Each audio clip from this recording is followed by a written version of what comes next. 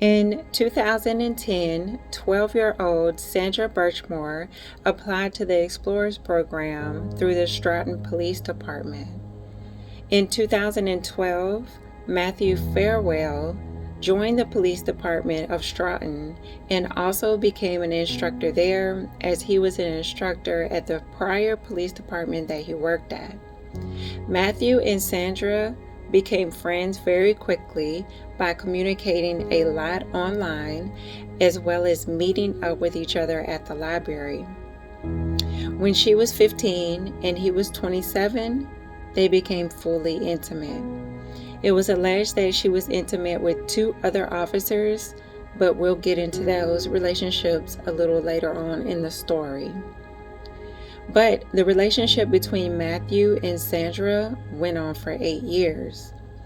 During this 8 years, Matthew Farwell got married and had 2 children and had a third on the way. After Sandra finds out about Farwell's wife being pregnant for the 3rd time, Sandra threatens to expose Farwell. Sandra tells Farwell that she also wanted a child, and they supposedly reach an agreement that if she remains quiet, he will give her a baby. 2 months later, she gets pregnant, and in December 2020, she tells Farwell the news. People around Sandra say that she was very excited about being pregnant, and by this time, Sandra was beginning to prepare for the coming of her child. And she also wanted Farwell to participate in the preparation of their baby. She wanted him to go to doctor's appointment, and she was discussing what was going to be placed on the birth certificate. Even though Sandra was going through a lot at the time, she was still very outgoing. She would talk to a lot of people around her, including her co-workers and her friends. She was constantly texting and on the phone.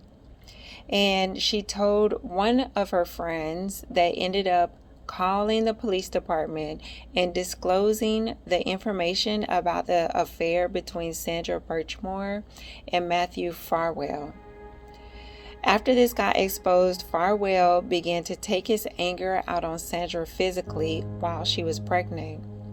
Frightened, Sandra began to reach out even more to her friends for support.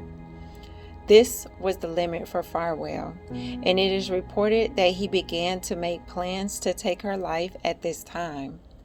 Federal investigators say that text messages show that Farwell confronted Birchmore about, quote, not upholding her end of the pregnancy for silence agreement, end quote. Now, around this time, Matthew Farwell begins to get very paranoid about the relationship that he had with Sandra. And to make matters worse, remember the guy from earlier, the guy pictured here in the middle? This is Matthew's twin brother, William. William and Sandra also had an inappropriate relationship, but it wasn't as often as with Matthew. However, William would ask Sandra to record intimate moments with her and Matthew. So there was a lot of evidence piling up against Matthew at this time.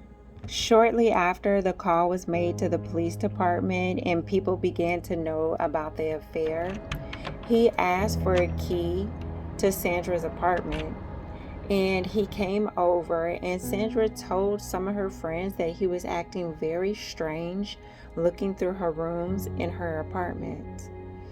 And just a couple of days before her passing, Sandra told one of her co-workers that if something happens to me, it was Farwell that did it.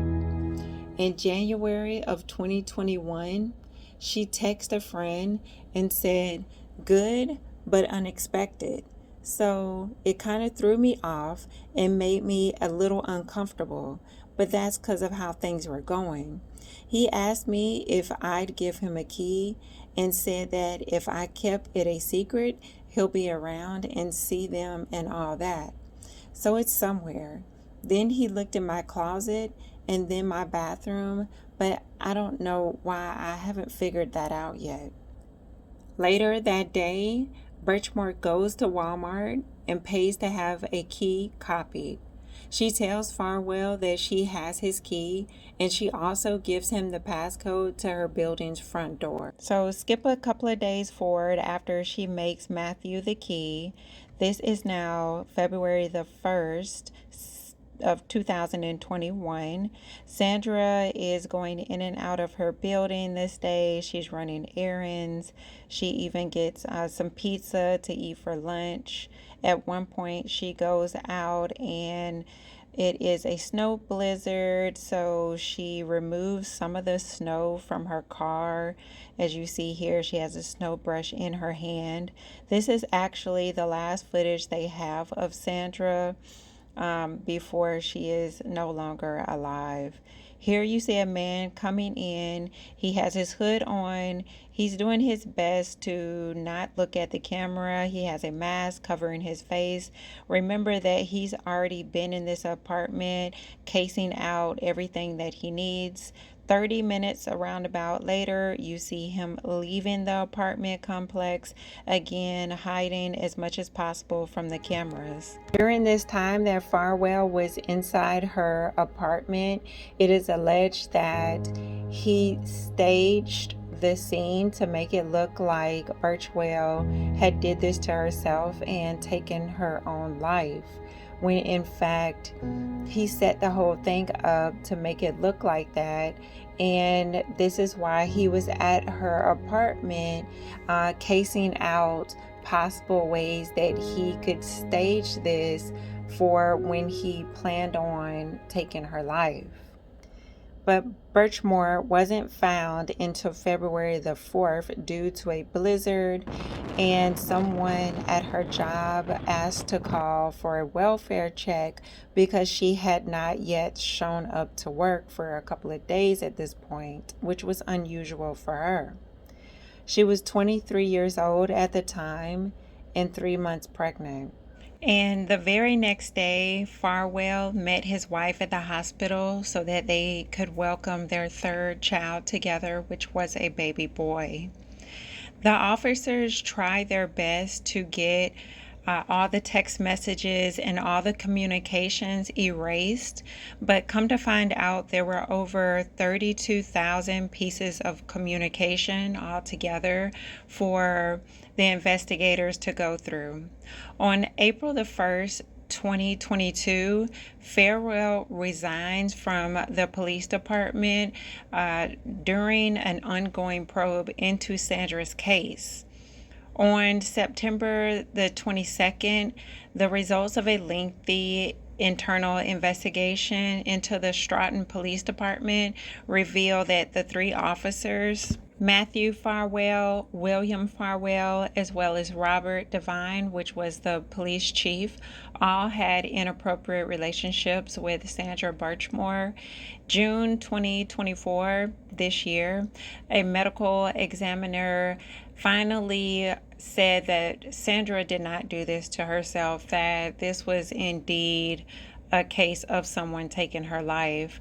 And just as recently as August 2024, Farwell got indicted. Today's indictment is depraved and a gross betrayal of his sworn oath and the public's trust. Let me be clear, Matthew Farwell's badge did not grant him authority to violate the Constitution. Lastly, I commend Sandra's family for not giving up on her and continuing to fight the fight. Hopefully she'll get justice. Not my cup of tea.